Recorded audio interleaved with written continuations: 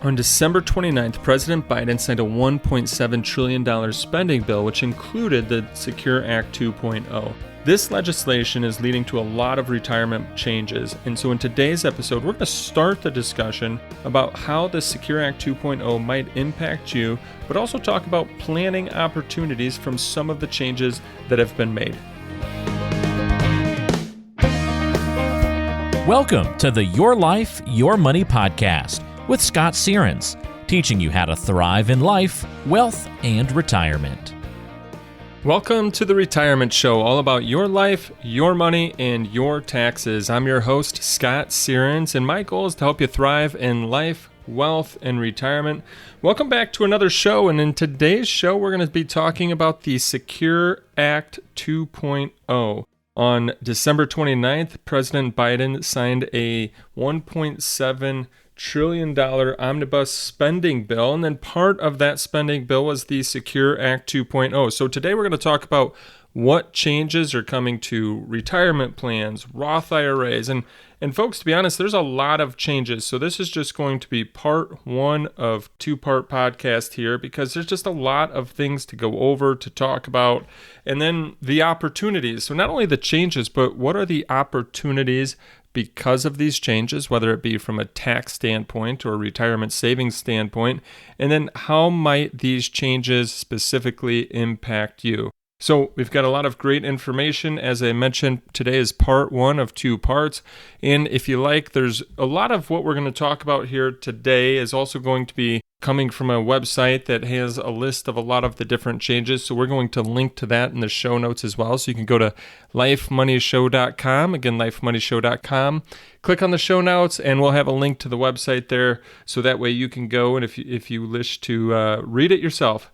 Now, another thing that you can do while you're there on our website is make sure that you sign up for the Insiders List. So you go to lifemoneyshow.com. On the homepage, you scroll down, and you'll see where you can sign up for the Insiders List. That is to get on our weekly email. And in that email, we're providing you thoughts, strategies, and actions, all to help you build wealth and reduce your long-term tax picture.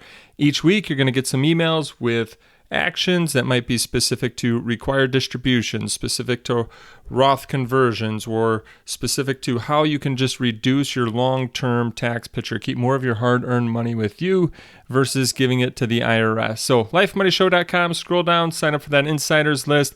I think you'll find it to be of a lot of value and benefit getting that weekly email. All right, let's go back to the Secure Act 2.0. So on December 23rd, the U.S. House passed this bill, and then it went to President Biden on December 29th, and he signed it, putting this into action. So it was actually just part of a larger spending bill, but it was a way for both houses and both sides, both parties, and then you've got the Senate and the House, to get this retirement spending bill across the finish line in regards to the items that they were looking to change. And lots of good things in here from a change standpoint. Actually, a lot of very helpful things that they are changing from, we'll talk about the RMD age, but as far as Roths and a lot of other things on catch-up contributions.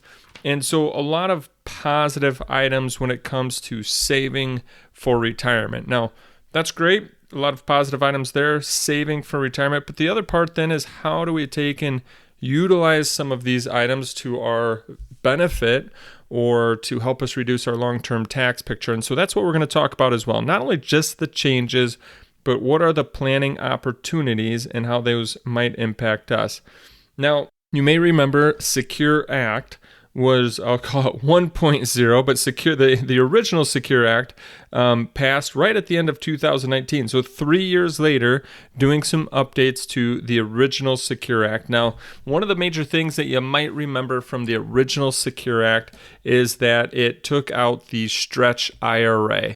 The stretch IRA was the provision that allowed us to inherit an IRA, but then just take withdrawals over our lifetime. But Secure Act 1.0 took that away, and now if you're to inherit an IRA, you have to take that money out over 10 years. And another change that was in the original Secure Act was moving that required minimum distribution age, or what we'll call RMDs, from age 70 and a half to age 72. I think this one was favored by everybody because a lot of times we're thinking and looking at those required distributions. People are working longer, people are living longer, and a lot of times people have saved up a healthy amount. They don't necessarily need the entire required distribution, or they might still be working, or they might just think, wow, I don't really want to be forced to start taking this money out at age 72. Well, now Secure Act 2.0 changes that 72, rolls it up one more year to age 73. So let me just read to you the two provisions here. And part of it's 73, but then depending on your birthday and attained age by certain dates, you'll see here that over time, they're actually looking to push that even higher to age 75. So let's just start with the base case here. In the case that you attained age 72 after December 31st, 2022, then the new required distribution age for you is age 73. So let's just say you were age 72 prior to December 31st of 2022. Well, you're already taking required minimum distributions, or required to, and you'll need to continue to take those required minimum distributions, RMDs. Now, if you are going to turn age 72 in this year, 2023, well, you no longer have to take your required distribution this year because you just got bumped up in age from an RMD standpoint to age 73. So now your RMD age is now age 73 versus 72. So just recapping again, if you were age 72 on or prior to December 31st, 2022, you need to take required distributions. If you were not age 72 by December 31st, 2022, your new RMD age is age 73. The other part of this change is actually then when does it shift to age 75? And what they say is if an individual who attains age 74 after December 31st, 2032, then the applicable age is 75. So if you're close to age 73 or going to be there within, let's say, the next 7-8 years, your RMD age is age 73. If, again, age 74 after December 31st of 2032, well, then your new RMD age will be age 75.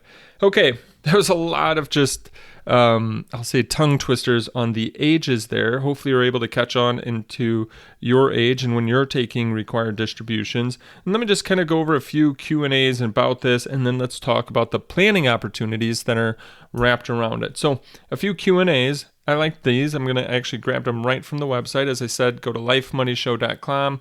We've got the website.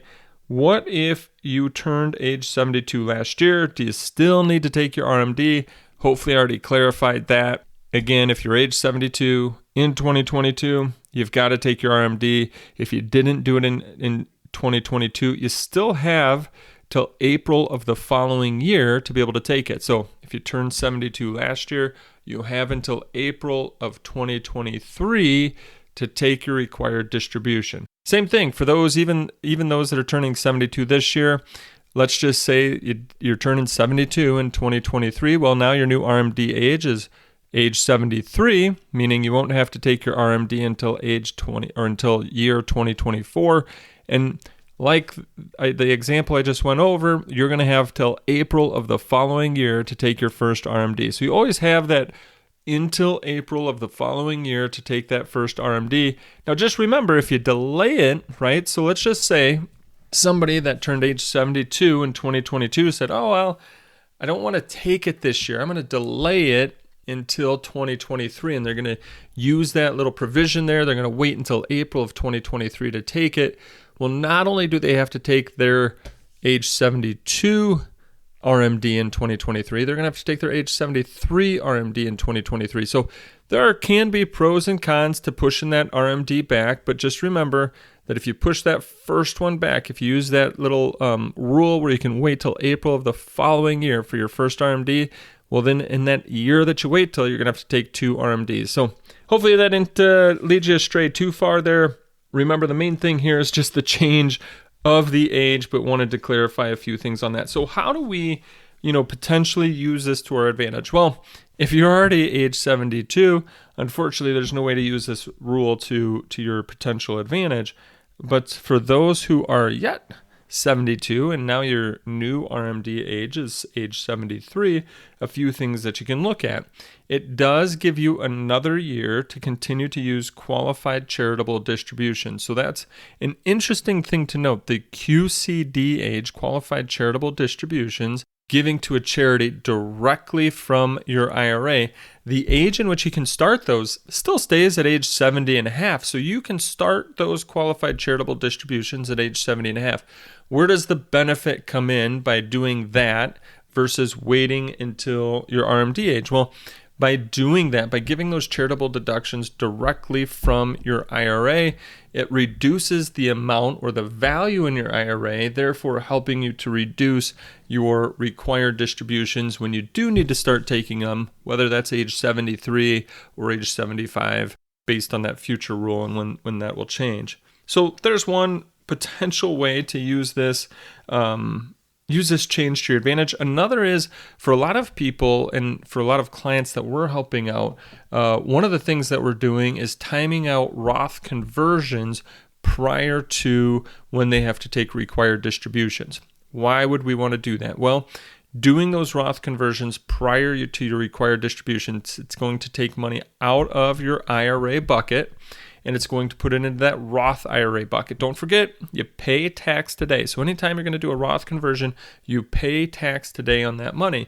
But then it gets it in the bucket where it can grow tax-free and you can make withdrawals tax-free. Now, one thing that people sometimes think is that, well, I'll just do that when I turn, in this case, right, with the new rules, when I turn age 73 and I have to take those required distributions, just go ahead, put those in my Roth bucket. Unfortunately, that's not how it works. Based on IRS rules, you have to take your required distribution first, meaning that amount that you have to take, that has to come out to your checking account, or you could do the QCD, but it has to come out first. And then you can only do Roth conversions with any monies above and beyond that amount. So keep that in mind. This gives additional years to do Roth conversions. Now, to me, Roth conversions is a very strategic thing that helps you reduce your long-term tax picture. Is it meant for everybody? Not necessarily.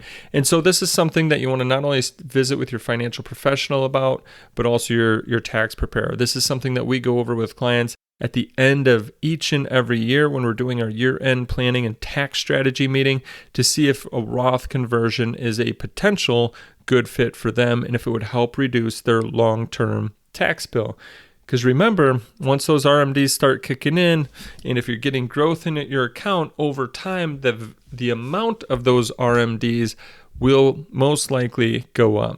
And then another benefit of delaying the RMD age is that if you've saved up $1 million, $2 million or more into an IRA or 401k account, well, as we've talked about, doing the Roth conversions, getting things shifted over, but it could also help delay when your Medicare IRMA surcharges may start, because a lot of times those RMDs, required distributions, based on a high amount saved in your IRA, that can lead to a high RMD. All of those are counted as taxable income, and that taxable income could potentially raise your taxes and put you in new Medicare premium brackets. So that delay might help you delay those Medicare premiums just a little bit longer. All right, let's move on. We've got other changes in the Secure Act 2.0 as well. And the second part of what we're going to talk about today are the Roth changes. Now, if I count them up here, we've got 5 different changes from a Roth standpoint. And let's just kind of talk about from a global level that Roth bucket. That's the bucket where when you put money into it, you pay tax today, but it grows tax-free, and all of your withdrawals can come out tax-free as well. So why would the government be making some positive changes from a Roth standpoint? Well, again, the Roth, you pay tax today when you're trying to put money in the bucket. So I think what they're doing is mainly looking at this, and instead of deferring taxes to the future, but then they keep raising the RMD age and they're not getting their tax dollars back, they're kind of going through a mentality shift where they're saying, nope, if people like that Roth and people are kind of focused on that Roth, well, then let's make it more available and let's gather our tax dollars today and let more people put more money into the Roth. And so here's what I mean. Let's kind of walk through these changes. So Roth change number 1 is it eliminates required minimum distributions for all Roth accounts. And you might be thinking, wait a second, Roth IRAs never had required minimum distributions, and you would be correct. But by saying all Roth accounts, it now adds in Roth 401ks, Roth 403bs, and Roth 457s, where previous to this rule, you would have to take required minimum distributions from a Roth 401k or a Roth 403b or Roth 457. But now they eliminated that. Now, this one does not go into effect until 2024. And I should say, just like the RMD ages, right, you could kind of see those had different tiers to it. As we talk about these Roth changes, you'll see there's different starting dates, different tiers to when these Roth changes will start. So watch out for that. Understand when those changes start and stop as well. But if you were holding on to a 401k that had a Roth portion to it and you just wanted to keep your money in your 401k for some reason, well, now you'll no longer be required. Well, I should say not now, but in 2024, you'll no longer be required to take an RMD from that Roth 401k. Okay, Roth change number 2. I think this one will be a great one for small business owners, is the ability to create a simple or a SEP Roth. So before this, and this one goes into effect starting this year, 2023. Now, before this, if you made over a certain amount and you were self-employed or an S corp, you could only, you could start your own little company, individual solo 401k, but it was more of a difficult thing to do. And unfortunately, that was the only way to potentially get money into a Roth. You'd have to start a solo 401k that had a Roth portion to it, and then you could contribute to a Roth. However, with this rule starting this year, now it allows people to create a SEP Roth IRA, where before the only thing available was the SEP IRA. So a great change there. Same thing, you can also create a simple Roth IRA as well. So for those that are a self-employed or a small business, this is a change that you really want to take a look into. If you feel that your taxable income is only going to be higher in the future than where you're at today, this now gives you a new way to be able to save into those Roth type of accounts. All right, Roth change number 3 all comes down to employer contributions. So prior to this rule, any employer match or employer contribution would always have to go into the tax-deferred side of your savings bucket. So it would go into your traditional 401k or just be a tax-deferred employer contribution. However, with this change, employer contributions are now eligible for Roth treatment, and they can do deposit matching on non-elective contributions also to the employee's Roth account. So really cool here. Employers can not only do matches into the traditional side of your 401k, but now they can do matches or non-elective contributions also to the Roth side of your 401k account. So again, if that's a focus for you, the tax-free growth and tax-free withdrawals, then maybe this is something that will come into play for you. Again, every employer plans differently, so just every employer plans different. So just because I'm talking about it here on the podcast doesn't mean that your employer will fully take on doing this or will fully take on this change. Each plan is different, so make sure you talk to your employer, see what they're going to take on, and I'll say enable in your 401k plan. Okay, Roth change number 4 is that high wage earners are going to be required to use the Roth for their catch-up contribution. So think about this. In your 401k, there's a base amount that you can put in, but then you have your catch-up contributions starting at age 50. Well, what the rule is stating, and I'll tell you, this one is, the wording is very interesting. And so I'll, again, linking to the article here in the show notes, lifemoneyshow.com. You can go in, read the article for yourself.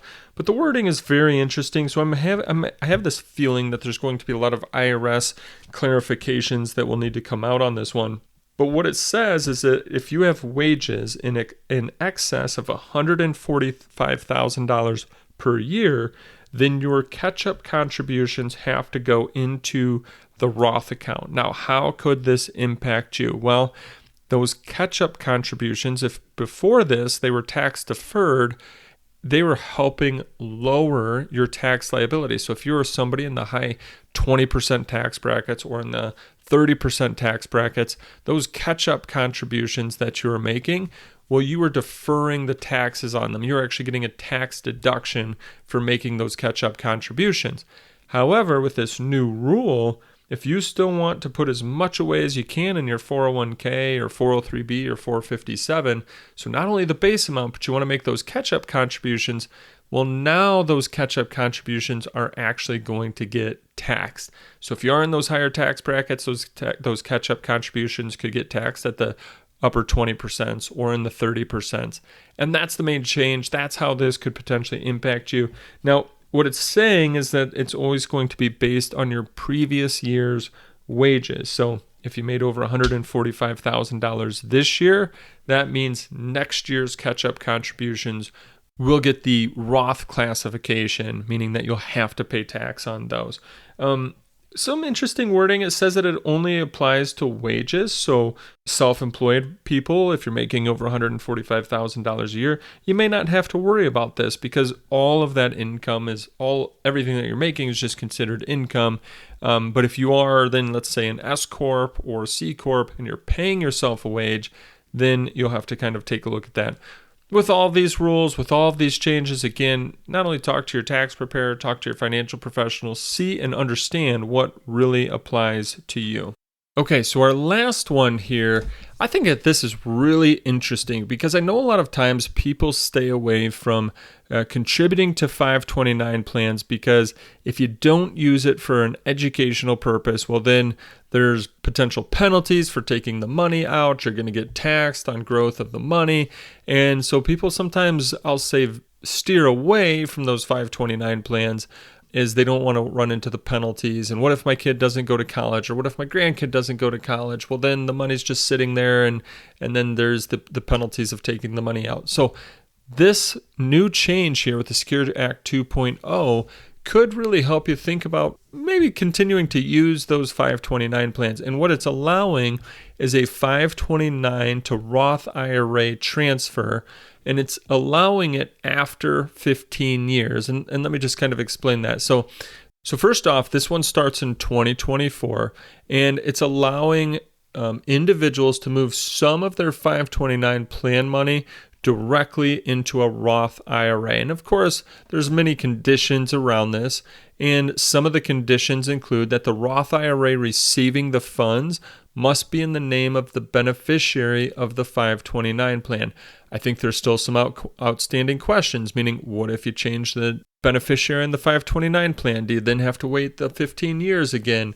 Or can you is there 15 years on the initial beneficiary, but then you can always change the beneficiary and move the money into a Roth? So lots of questions there. Not everything's fully answered like other laws that Congress have passed. And so there will be clarification that will come out over time. Some more conditions. 529 plan must be maintained for 15 years or longer. So if you think, well, I'm just going to throw this money in the 529 as just an extra thing because I've already maxed out my Roth IRAs and so I'm just going to use this.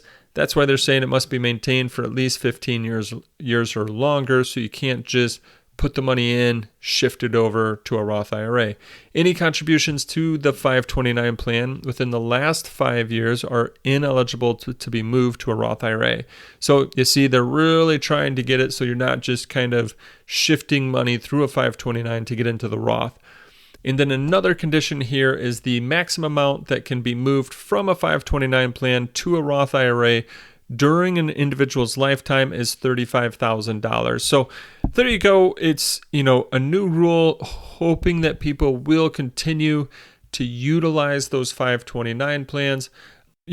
Take a look at the conditions, but I think it's a really good change, really good rule. I know in speaking with a lot of different people, they go through a lot of what ifs in their minds when it comes to setting up 529 plans. And I'm not saying that 529 plans are right for everyone, but the what ifs, are what if my kid doesn't go to college? What if my grandkid doesn't go to college? What if they get, enough scholarships that they don't need the 529 plan? And they don't want to deal with the penalties and the withdrawal rules for taking that money out. So this can allow you then to contribute to that 529 plan.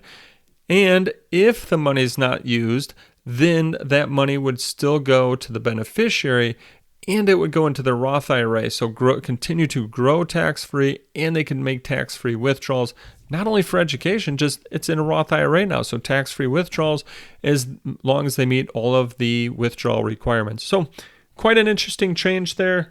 That kind of wraps up where I just want to hit pause on today when it comes to the Secure Act 2.0. And as I mentioned, this is just part one, and we're going to have part two in talking about more of the changes, the planning opportunities from the changes, and how they might impact you in your specific situation. So hope that you found today to be of value and benefit. If so, subscribe on your favorite podcast player. Plus, don't forget, go to lifemoneyshow.com, scroll down, sign up for our insiders list, so that way you're getting our weekly email helping you to build wealth and reduce your long-term tax picture. Enjoyed our conversation today. I hope you did as well, and I look forward to our next conversation to continue to help you enjoy life today and be financially confident about your tomorrow. Investment advisory services made available through AE Wealth Management, LLC, AEWM. AEWM and Searns Financial Group, Inc. are not affiliated companies. Insurance products are offered through the insurance business Searns Financial Management, Inc. Searns Financial Group, Inc. is an investment advisory practice that offers products and services through AE Wealth Management, LLC, AEWM, a registered investment advisor. AEWM does not offer insurance products. The insurance products offered by Searns Financial Management, Inc. are not subject to investment advisor requirements. AEWM and Searns Financial Group, Inc. are not affiliated companies. Investing involves risk, including the potential loss of principal. Any references to protection, safety, or lifetime income generally refer to fixed insurance products, never securities or investments. Insurance guarantees are backed by the financial strength and claims-paying abilities of the issuing carrier. This podcast is intended for informational purposes only. It is not intended to be used as a sole basis for financial decisions, nor should it be construed as advice designed to meet the particular needs of an individual situation. Searns Financial Group, Inc. is not permitted to offer, and no statement made during the show shall constitute tax or legal advice. Our firm is not affiliated with or endorsed by the U.S. government or any governmental agency. The information and opinions contained herein provided by third parties have been obtained from sources believed to be reliable, but accuracy and completeness cannot be guaranteed by Searns Financial Group, Inc. Bond obligations are subject to the financial strength of the bond issuer and its ability to pay. Before investing, consult your financial advisor to understand the risk involved with purchasing bonds.